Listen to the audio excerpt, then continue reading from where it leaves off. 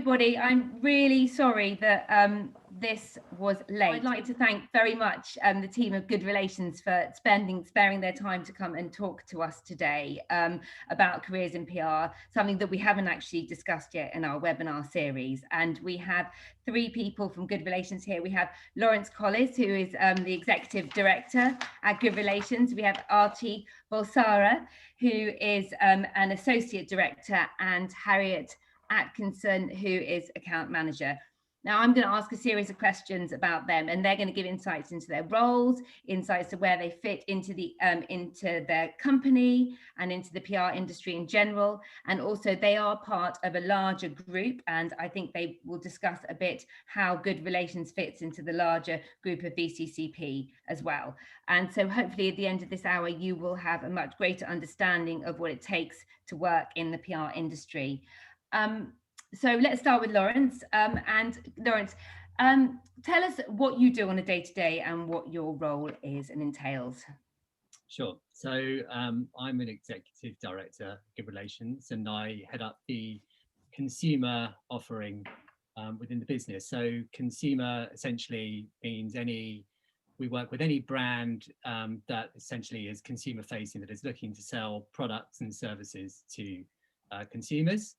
So I head that up. There's a team of about 20 of us in the business.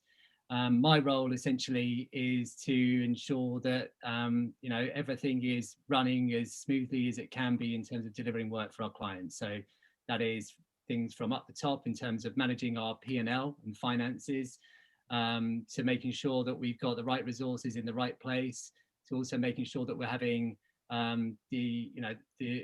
a good enough quality of work that gets delivered out the building as well. Okay, and when you talk about, you obviously look at consumer brands, what other areas are there within your business other than consumer brands? Yeah, sure. So, I mean, it will vary depending on which agency you kind of talk to, but for us, we've got lots of different expertise in different areas. So we've got a consumer area, we've got a corporate team. We then kind of diversify into kind of smaller expertises. So we've got a broadcast team, we've got a social and content team, an influencer team, and creative team. Yeah. What about you, Arti? What is your role and day to day, what do you do? So I guess there are two bits to my role. My first role is working directly with clients, so working out what they need for their brands in terms of them giving us a brief that we then respond to with ideas and thoughts and recommendations, and then taking that brief and putting that into a plan and making that plan happen. So whether it's a campaign, whether it's an event, whether it's a story that we're putting out, working with the team to make sure that happens and that we deliver the results that we've said to the client that we will deliver. Brill. And Harriet? Yeah, so I'm an account manager. It's a very varied role, so it's really hard to pinpoint exactly sort of one key sentence to round it up. But I usually go with the person that's responsible for making sure that things get done. So the person that has to have eyes on the back of their head, so knowing what's going on from sort of every level. So whether that's more senior and whether that's more junior, you sort of have to manage up and down. So things such as project managing a campaign, or sort of running point on the day-to-day, weekly running off an account, you just have to make sure that all the actions and tasks are delegated and everything gets done on time and to a good standard, and you get good results off the back of it. So what accounts do you manage? So I'm on the consumer side as well. So currently Lidl, Lansec, which is shopping centres, BioLife, which is a vegan cheese, which is a really fun one.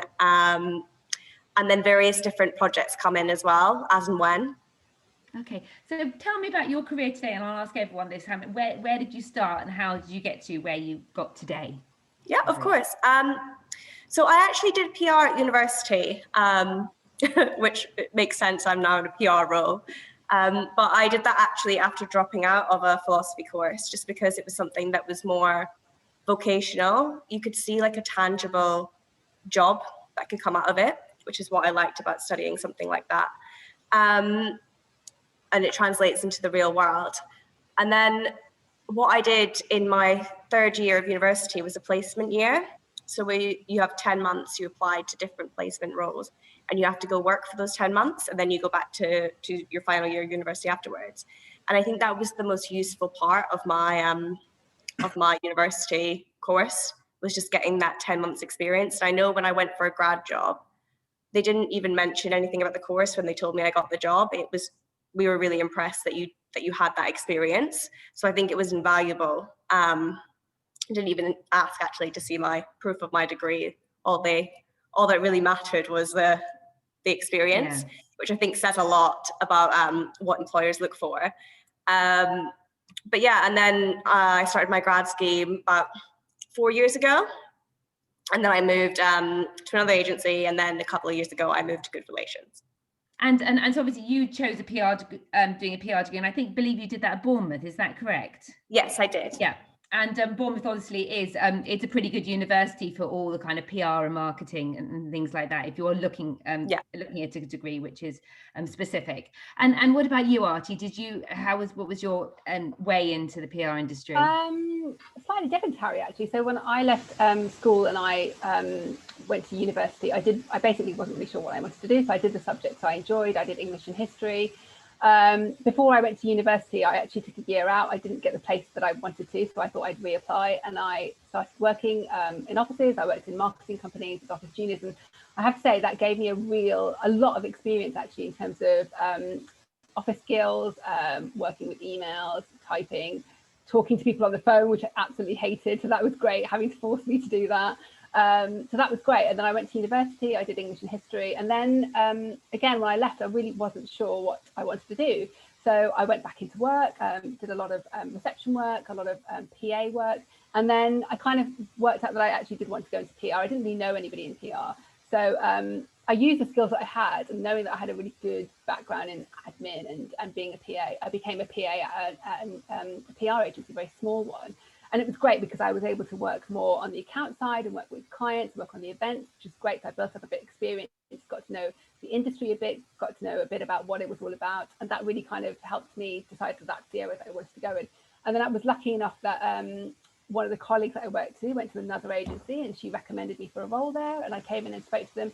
And at that agency, again, it was quite a small agency, but great accounts, really hands-on experience. But I started off at the bottom there. I started off as a junior. And when I started off as a junior in those days, we had to do things like make coffee and sort of meetings and things like that. So there was a real balance of kind of managing and juggling lots of different tasks, some which were great, some which weren't. But it was great because it really gave me hands-on experience. It was owned by two ladies who kind of were owner managers, and they just literally would let you do whatever they thought that you could do. So you could work on new business, so you would pitch ideas to new clients, you could work on campaigns, selling in stories to journalists. So it was a really great experience. And then from there, I was able to move into bigger agencies and then move on to Good Relations. Do you think that's a good way of doing it? I started in PR years ago, and I, again, like you, went into an agency with two people, so you get to do a bit of everything. And I remember doing a webinar recently with some accountants, and they were talking the difference between working in a really big agency or working in a kind of more boutique agency. Do you think that worked best for you? Can you see pros and cons to each? Yeah, I could definitely see some pros and cons. So I think working in a small agency, like I said, it means that you get to do a lot more. You get to work up and down, and you get to do things that perhaps you wouldn't be able to do in a bigger agency. I think I learned more when I came into a bigger agency. You know, there was a lot more processes, there was a lot more thinking around strategy.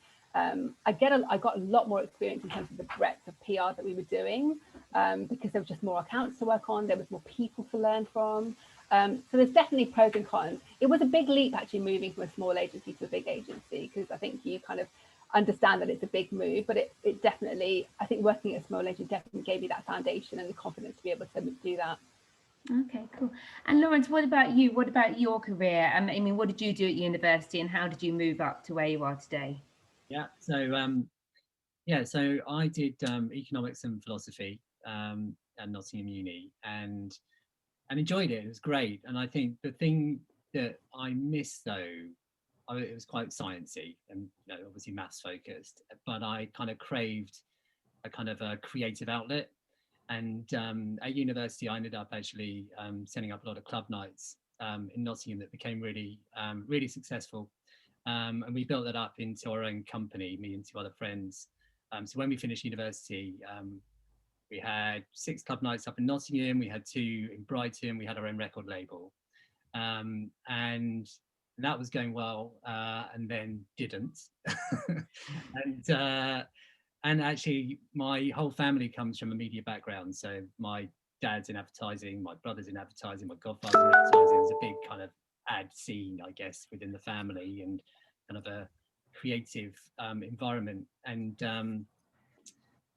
I think probably from doing the club nights, I enjoyed the networking, I enjoyed the promotion of it. And our head of finance ended up being the head of finance for the first PR agency that I ended up going working for. And it was an amazing time. There was kind of 8 of us when I first started in the agency. I kind of joined it, and it was, the energy around it was incredible, and the clients I was working for were brilliant, and it was just a really exciting time. And I kind of said to myself, I'm going to stay at this agency until I'm MD. So I started at the bottom. I worked really hard. 10 years later, I was MD, and there were about 45 of us in the agency, and kind of went from strength to strength. And I think probably, my learning from that is, if you find an environment that, really clicks in terms of, you've got senior management who will inspire you and give you opportunities, then that's a thing to really hold on to. And that's certainly what I did. And I learned a huge amount at that agency. But then it was a boutique consumer agency. And I think kind of by that point, I kind of reached where I wanted to go to, and then wanted to go into a bigger environment, bigger agency setup. So I left to join Good Relations, which is, so going from like 40 of us to 80 of us, but being in a bigger partnership environment as well. So the partnership that we work for, VCCP partnership, is essentially, we've got VCCP, which is one of the largest ad agencies in the UK. We're all in the same building, and we've got various complementary agencies, from digital to retail marketing, and I guess we are the comms and social and content agency that fits within that group. And so you learn a huge amount, because we've got different disciplines in the agency, but also different agencies, which offer different things, and it's highly collaborative. And I think that really kind of ticks the boxes for me of where I wanted to go next on my journey. So obviously, I should imagine, Lawrence, you're about the same age as me, that PR might have changed a bit over the last few years.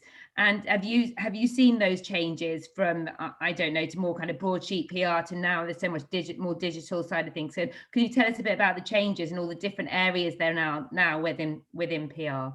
Yeah, massively. I mean, if I went to when I first started in PR, and I was, dressing up as an inflatable pint of Murphy's to walk down London streets for the St. Patrick's Day parade, it was kind of very much, I think, an afterthought. I'm talking like 20 years ago. And now, I think the change within, obviously, digital completely flipped that for everyone, because it put the power of opinion directly into consumers' hands. And with that meant that reputation management for businesses was just right up at the top of the table for any business, because a brand could be built or destroyed just by a post. And so with that, it's incredibly important that you've got someone, a PR expert there to provide advice and to give guidance around it. And so yeah, I guess our seat at the table has massively changed within that. And digital provides, the work that we do now covers everything from, community management to social videos to, senior level broadcast announcements to, global product announcements. So, it's as Harriet said, it's a highly varied career to go into. It's really exciting, it's really high pressured, but really rewarding with it as well. Okay, cool. Well, I'm going to ask 2 questions now. I think Artie can do one, Harriet can do one. Artie, I'd like you to kind of explain all the different areas within your organisation, so the different teams within the organisation. Then Harriet, I'm going to ask you about when a brief comes in, what would a brief look like, and how would that kind of be dissipated throughout the teams? So okay. So I guess in terms of the teams at Good Relations, we've obviously got the consumer team, as Lawrence mentioned, so that's dealing with consumer brands, products that consumers can buy. We have a corporate team, so that's dealing with more with businesses that work with other businesses and looking to raise their reputation amongst other businesses. We have a social team, so they deal directly with content that comes across social channels. So whether that's working on video for Facebook, whether that's putting together tweets for brands on their Twitter page, whether that's working out whether a brand should be on TikTok or not, that's the kind of thing that they would deal with. Then we have a content team as well who look at creating that content. So like whether it's a video or whether it's an animation, whether it's illustrations, they work on creating the content that would actually go out, whether it's on PR or whether it's through social. We also have a creative team who I guess work across all of it. And although they're a team within themselves, they kind of feed into other teams. So they basically are given a brief by us in terms of us or the client in terms of coming up with ideas, and that's their job, is basically to look at what's happening in the world out there, what people are talking about, what people are interested in, and then come up with ideas that help that brand go into those conversations in a fun, engaging a way that will drive other people to talk about it. And Harriet, so obviously as an account manager, you have clients, you work with, you say, for example, Lidl. I should imagine in some ways you come up with the briefs with Lidl, but also if a new brief comes in, I'm sure all three of you can answer these questions, but if a new brief comes in, what is the kind of process that you go through from getting a brief from a client to delivery? So I think it really does depend on the client, because clients do like to brief in different ways. And that's something you learn when you work in an agency, is just kind of being attuned to what makes your clients' lives easiest and how they like to work. And also, I guess teams are set up in slightly different ways as well, depending on what the client's needs are. But normally, what would happen is, say I and maybe one of the more senior people on the team got briefed on a new project or new campaign that they wanted to come up with. Then what we do is we sort of sit down, we'd go through it, we'd write down any questions that we might have for the client, because they obviously have a fountain of knowledge about what's possible and sort of what they're looking for out of their PR, whether that be they want to promote a new product, or they want to make themselves synonymous with a certain moment, or they want to get a new sort of brand message out there. So it's really sort of figuring out what exactly they want to do. And then what you tend to do is work with different people from the teams, the core teams, that be your account managers, your account directors, and your account execs. And then also the creative team to sort of brainstorm and come up with how you can creatively tackle that brief and come up with an idea that that will get media coverage essentially, and also get their messages across. Do you have an example of a brief that you've worked on recently that you can share to be more explaining how that works? So one that we did recently was for Lidl. So they basically wanted to do something fun around the launch of their new Christmas jumper. So that was basically it. They were bringing out this very vibey Lidl branded Christmas jumper, and then the background behind that was a lot of people go a bit mad over Lidl branded clothing. It's sort of like gained a cult following, so they wanted to play on that and just sort of get lots of coverage and sort of be seen as the humorous brand that they are. So they tasked us with a more interesting way to sell it in, rather than just we've launched this new product. So we sort of brainstormed that as a team. So we pulled in help from the creative team as well as the core Lidl team, which is me, another account manager, and a few account execs as well. And then we came up with the idea to do like a mock high fashion photo shoot. So we'd have these high fashion models wearing the Lidl Christmas jumper, and they'd be doing these lavish poses around this massive mansion. But it would be for Lidl. So it was to kind of get that nice juxtaposition between sort of Lidl being a budget retailer and high fashion sort of glossy magazine shoot. And it did really well, actually. That was a really fun one to work on. So obviously that's quite amusing, like little and high quality little jumpers in places. And Laura, you spoke about the pint going down the London High Street over St Patrick's Day. So tell us of the career high for you. No, I mean, there's been loads of career highs, and I guess the highs are, highs come in different ways. Do you know what I mean? So like highs can be just seeing your teams develop, and just seeing amazing ideas and amazing work come from people, you know, that you've worked with and you've given advice to, or they've gone off somewhere else and done amazing things as well. And I think that is, you know, highly rewarding. In terms of work, you know, you know, it's such a varied career. You know, I've done everything from being flown to Atlanta to meet Beyonce, which was great, to, you know, walking down many a red carpet at premieres, well, which is slightly soul destroying when you walk down, when you've got all the snappers kind of ready to take a picture, and as you walk down, they all drop their camera, and you realise where you really sit in the world.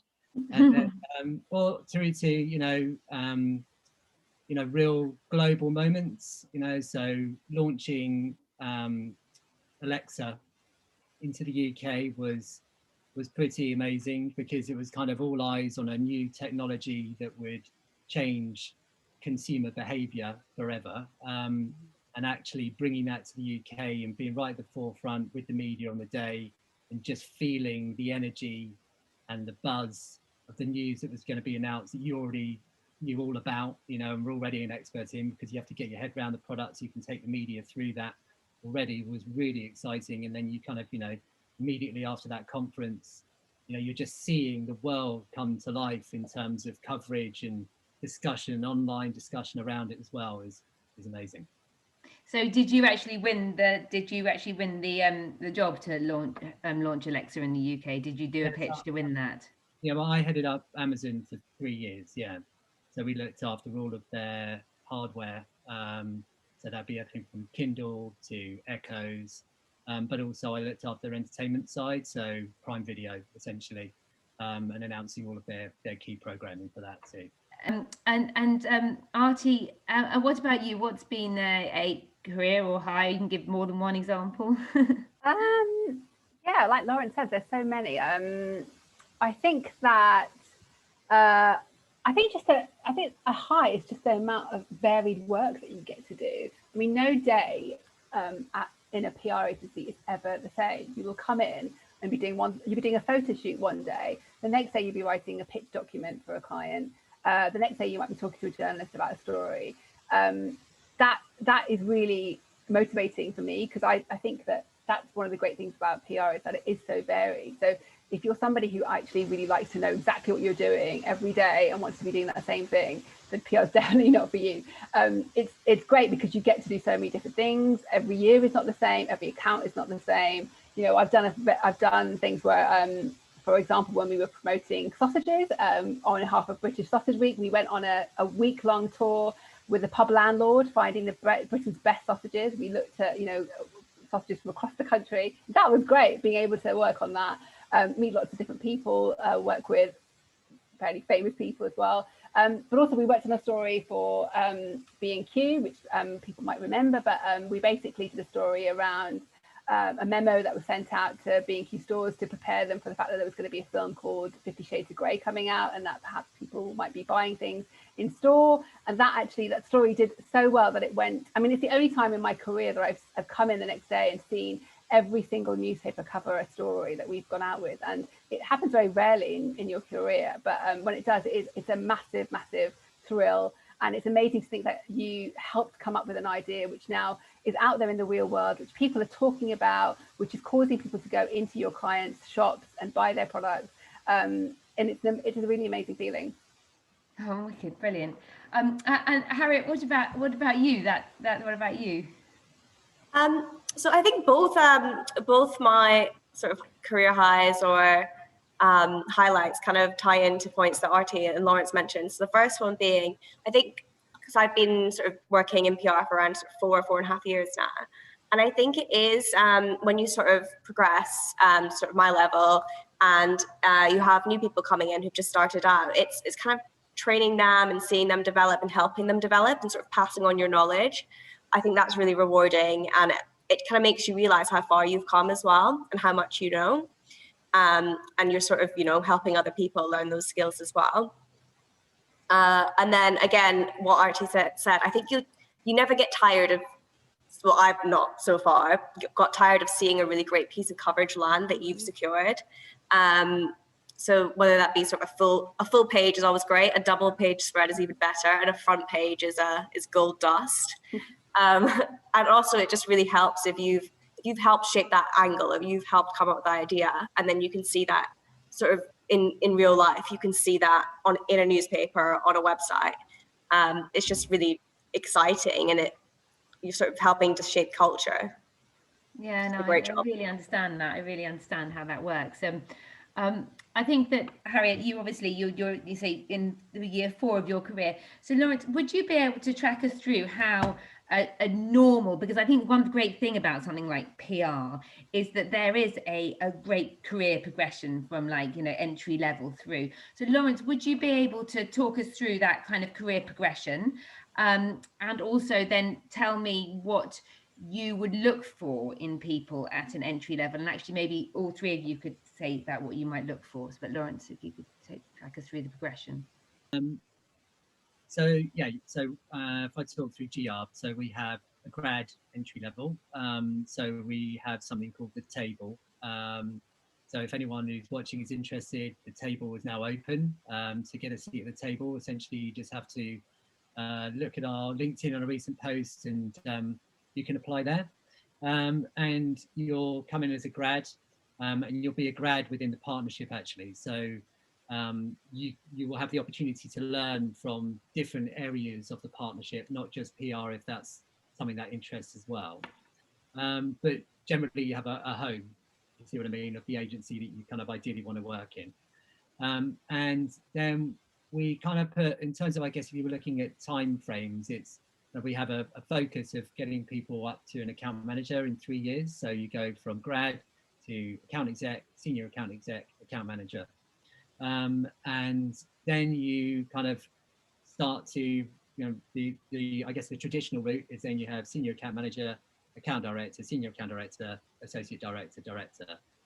But within that, it sounds a bit formulaic, but what we're kind of keen on doing is trying to lean into people's passions. So if you're passionate about creativity, then we'll look at opportunities of how we can build into that. Harriet, for example, recently put her hands up, was incredibly keen to go forward for the Young Lions, which is the Cannes Lions award for creativity. We review people every 6 months. Everyone's given a line manager. You get set SMART objectives at that. So I guess guidance as to how to improve. And within that, you get a better understanding of what that person wants to be doing with their career. And then it's obviously your line manager's job to look at how they can make those opportunities happen within the agency as well. So to get a seat at the table, obviously there's an application process, and people can find that on LinkedIn, and I can share that afterwards, or we can put it in the chat, maybe even if you could, that'd be fab. But what are you looking for from people to get that seat at the table? We are looking for people who are passionate, creative, got a point of view, people who are driven, well-mannered, which I think is all important, and just, I guess, have a hunger to learn, and a hunger to learn more about brands and about how consumers respond to different activity that you're doing, really. And Artie, what do you think people could do now, if, say, not necessarily this year, but if, say, they want to get a seat at the table next year, what could they be doing right now to get their experience up, or get their CVs in place to make them seem more appealing to you guys? Well, I think it's definitely worth thinking about doing work experience at PR agencies, seeing if they are offering, a chance to come in to actually do some experience once the office is open. Looking at PR agencies and what they're doing, so looking at the work they did, that gives you a real flavour for the kinds of campaigns that PR agencies work on. Take an interest in what's happening in the world as well, I would say. You know, think about the stories that are out there, what's happening in culture. Has there been any kind of people that you've seen or you've interviewed in the past that, you know, that stood out from something that they've done and you thought, you know, that, you know, stood out from the crowd? I think the people that stand out, like Lauren said, are people who are passionate about being in PR and working in PR. I think it is a career. It is something that you have to be interested in and passionate about and want to come in and do every day. It isn't just a job that you can kind of leave at the end of the day. It is something that you're always constantly looking at. You know, there isn't a day, I don't think, where any of us aren't looking at newspapers or looking at news and thinking, is there something today that's happening that I could help my client get into that conversation about? So you really do need to be interested in the industry that we work in to make it work and to enjoy it as well. And Harriet, tell us a bit about your application for the Cannes Lions Awards. Well, I mean, it's still very early stages at the moment. So basically, they do this competition every year. They do it across all different marketing specialisms. So if you're interested in advertising, there's one that you can do for that. Same with like general marketing, and then there's the PR one as well. So loads of different people from agencies form a team of 2, and you get given a brief, and you've got 24 hours to come up with a sort of creative idea and strategy. So I can confirm that I was up for about 18 hours of the 24. It's obviously very tight. And then you kind of just ideate with your partner, go back and forth a lot, and then you come up with an idea and you submit it the next day, and then essentially it gets judged, and then there's a short list of finalists, so fingers crossed. And then basically whoever wins gets to go and present it at the actual festival in Cannes.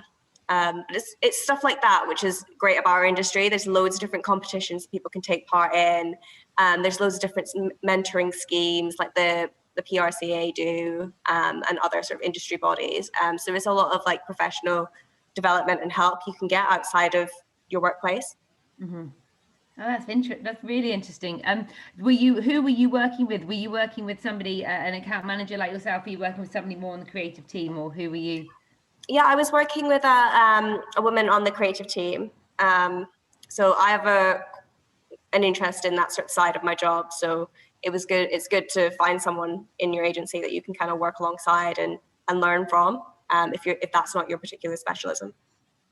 So what kind of journals and things do you have within your industry that people can be reading as well to get more information about how to get ahead witin PR? I think there's anything specifically which is kind of giving you advice into how to get into PR. I think, you know, certainly look at PR Week would be one. The Provoke Media as well, so PR Evoke Media, quite a good one. And I think that just tells you more about what's going on in the industry, and just gives you a flavour of, you know, some of the developments there. Those would be kind of I think they're the main ones. And then outside of that, I think it's really kind of then immersing yourself. If you're interested in the creative side, then immerse yourself in, you know, there are various sites that kind of tell you kind of some of the latest campaigns. I mean, I guess famouscampaigns.com is probably the most read one, which has kind of got a mix of kind of marketing and PR and kind of unique ad activations as well. So it can kind of give you into like some of the quirky things that the brands are doing to get consumers to take notice or to change behavior. And I think, you know, with those 3, you're on a good start, I think. And as you're part of BCCP, do you as Good Relations share clients across all the different disciplines? Some clients might come in and go, I just want a one-stop shop, so I want everything under one roof. And so they'll have the ad agency, they'll have the digital agency, they'll have the media agency, and we'll be the PR agency. And then we'll have some clients who are just like, no, I just need a PR agency, and then they just work directly with us. So can you, in the big, so I can find that still, and it depends obviously on all the people that are listening, so this might be quite basic for some people or not for others, but when you look at the whole kind of marketing industry in general, can you just give us a bit of a snapshot of where you fit into this? I remember I gave a careers talk at my old school years ago, and I was trying to explain where, you know, PR and events, marketing, advertising fitted into the whole kind of the bigger umbrella of marketing. We fit into, I guess, reputation management, I think, is probably the key area.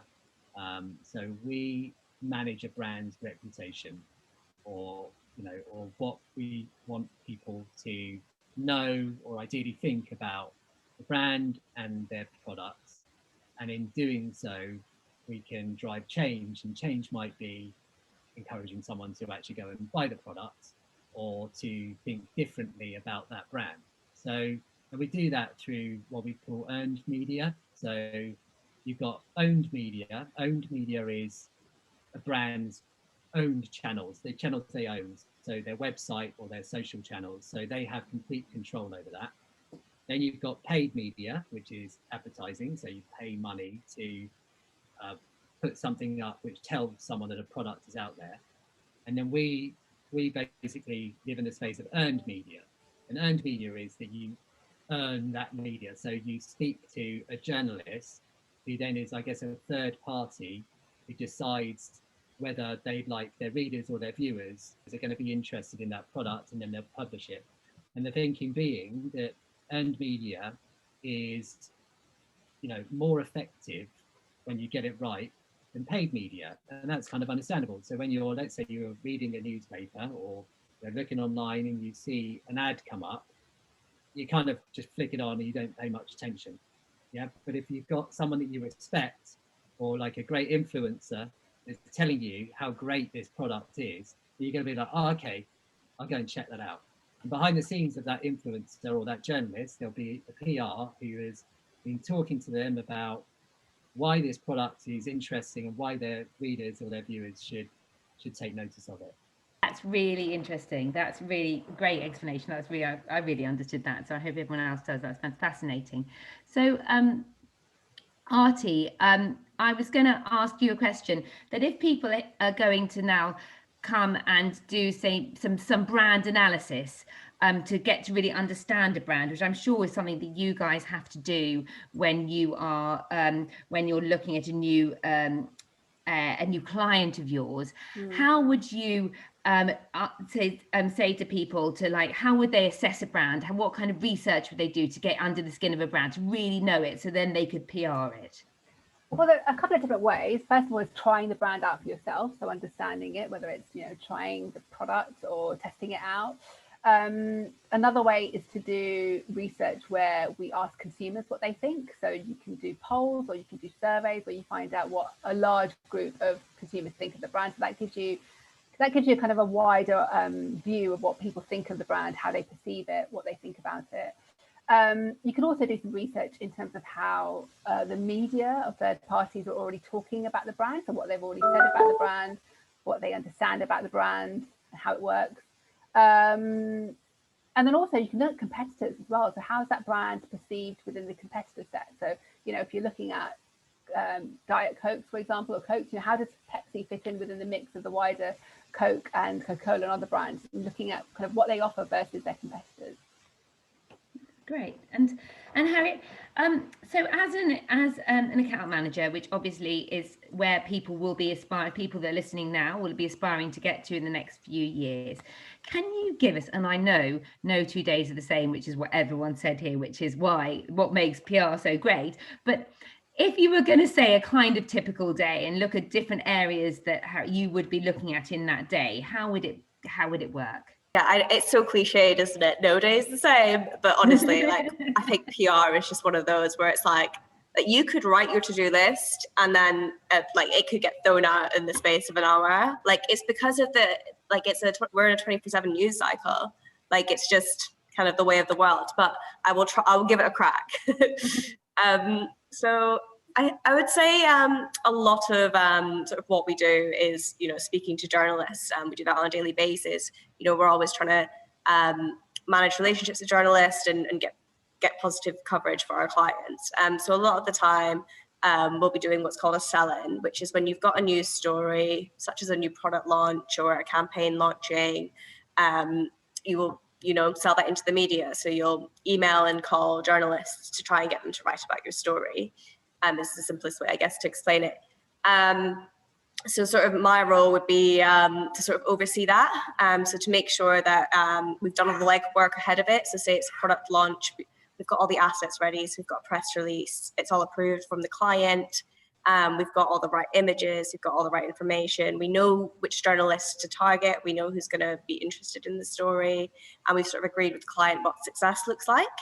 And then sort of overseeing that. So working with the team to sell it in, but to also sort of report back to the client and make sure if there's any bumps along the way that those are ironed out as well.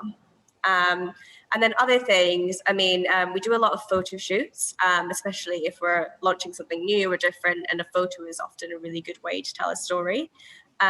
So I could be off sort of, I've been on a lot of very interesting photo shoots in my time, so I could be off in Aberdeen at a Christmas tree farm, or, doing a shoot for World Book Day with lots of children. Shoots are often very varied and very fun, but very hard work. And then, as Artie mentioned earlier, you could be sort of writing various different, writing's a big part of the job as well. So you could be writing press releases, briefing documents, photo briefs, even sometimes social media copy. So yeah, it's a lot of different skills that you have to hone.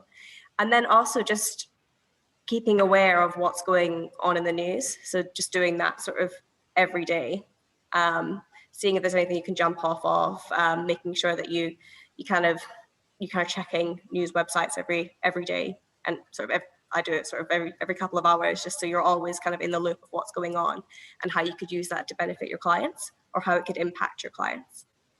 Okay, so you can be reactive and proactive in both ways. Exactly. Reactive if you have a story that you're wanting to sell, and then proactive if you find some story, and then you can sell it back to them.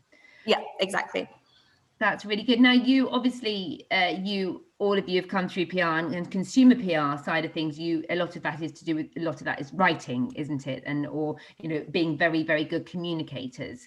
And I think that a lot of the graduates that I work with, when they're talking about wanting to go in PR, they are doing degrees in English, or they may be looking at journalism, and obviously the crossovers between journalism. Are there opportunities, not necessarily Good Relations, who's a consumer PR agency, for people who aren't necessarily good writers, but could be more mathematicians or more analytical in different ways? Would there be, can anyone answer me? Or do you think that most people have to have that core skill of literacy, I suppose? I guess I'm not currently making the hiring decisions, but I would say that, I feel like something like writing is something that you can learn, especially in a PR sense. Because no one's going to come into the job and know exactly how to write a document for each client. Every client's different. Every client has an individual tone of voice, and a lot of it is learning, and you just have to want to be able to learn it. And having mathematical skills or skills elsewhere, the great thing about working in PR is that you need to have it's good to have a different combination of different skills. Writing is important. It is a skill that you'll need to develop, but I think it is something that you can learn. Yeah, I did maths and physics A level, and then did an economics degree. Do you know what I mean? So yeah, it's about you having to have an English literature education behind you. We certainly that's certainly not how we look at it in terms of when we're looking at people's CVs either. We're interested in diverse experiences, so absolutely don't shut it out. And as Harriet said, it's about learning on the job and making sure that you've got right people around you to learn from.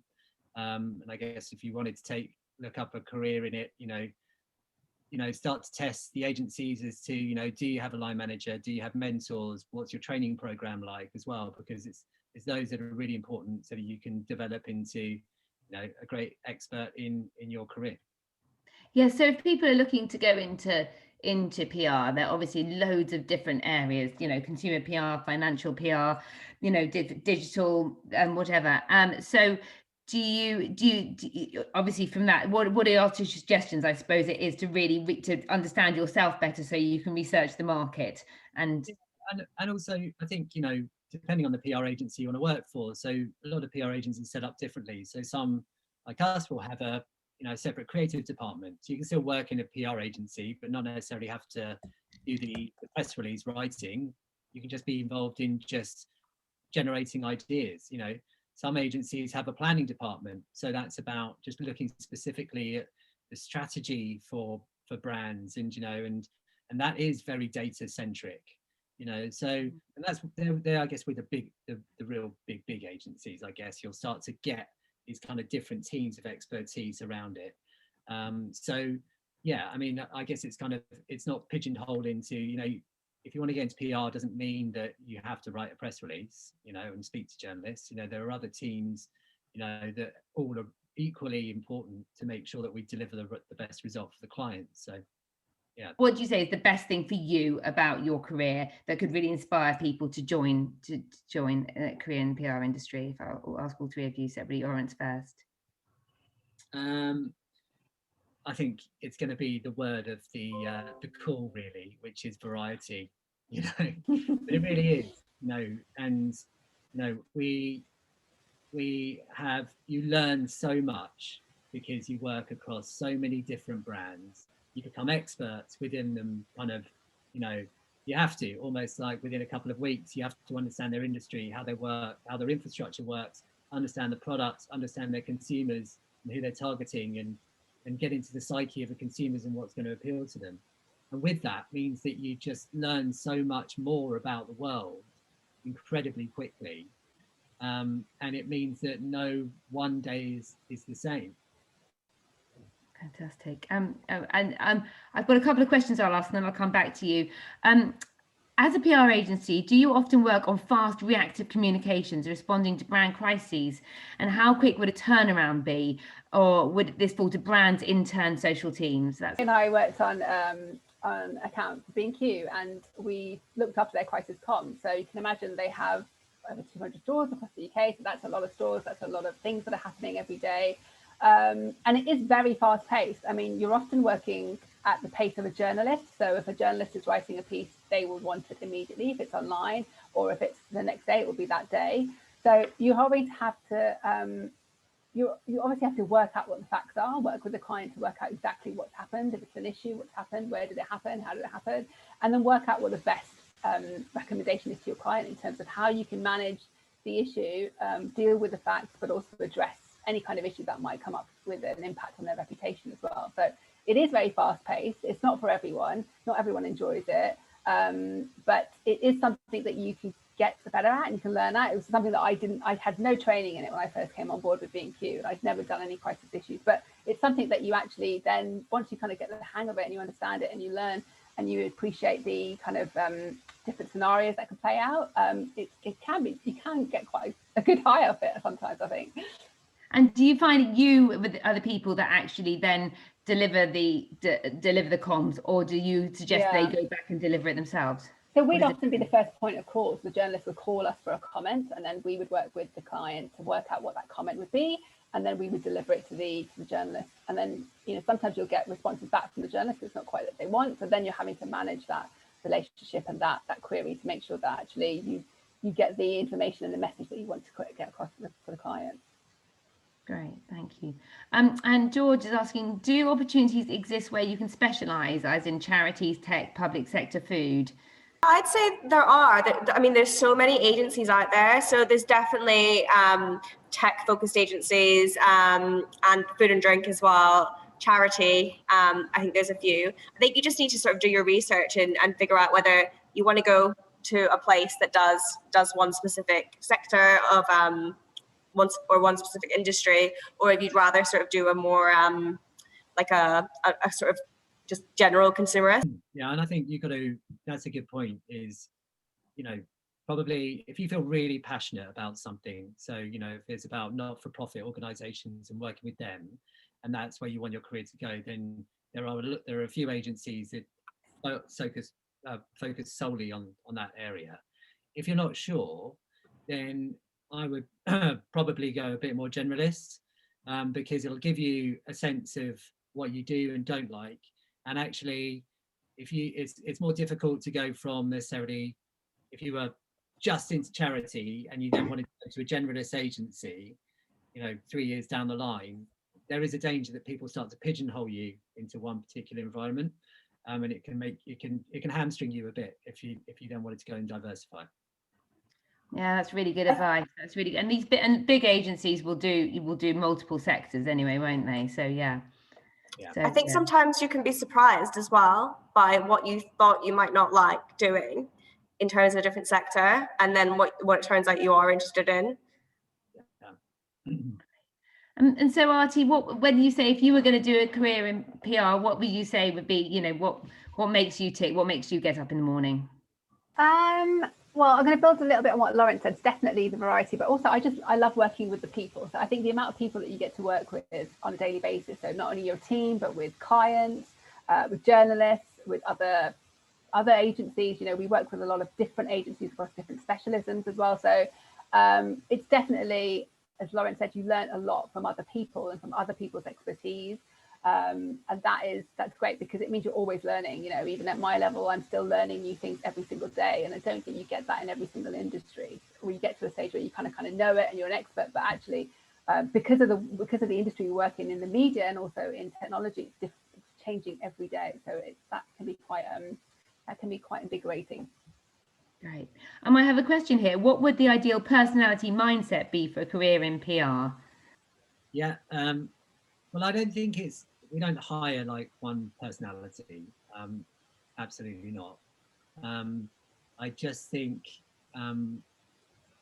maybe just in terms of, if I can bridge, which is a PR term for moving away from directly the direct conversation, the direct question, is to kind of say is that I think the most important thing is to be yourself in interviews and tell people not what necessarily they want to hear, but things that you are interested in and passionate about, and add some colour to the interview process.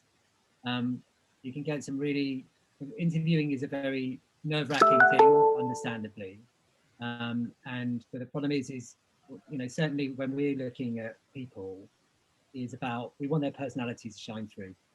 Because as Artie said, these are people you work with day in, day out, and you want to bounce off on ideas and things like that, and you want to feel like they're the kind of person you want to go and have a drink with after work, and so important that your personality comes through so that you can really get an understanding of who you are and what you're about. Great, thank you, that's really helpful. And finally, Harriet, what makes you get up in the morning? It's just fun. I always say to people that you get paid to read the newspaper. That is a key part of your job. You get paid to be culturally aware, to come up with ideas for your clients. Brilliant, thank you. Well, thank all three of you for your time this afternoon. It's been really, really insightful, and I think we've got a really good understanding now of your industry of consumer PR and how you fit into the bigger picture. And we really do appreciate your time, and this will go up online so many more people can see and learn from your experience that you've given us today. So cheers, everybody.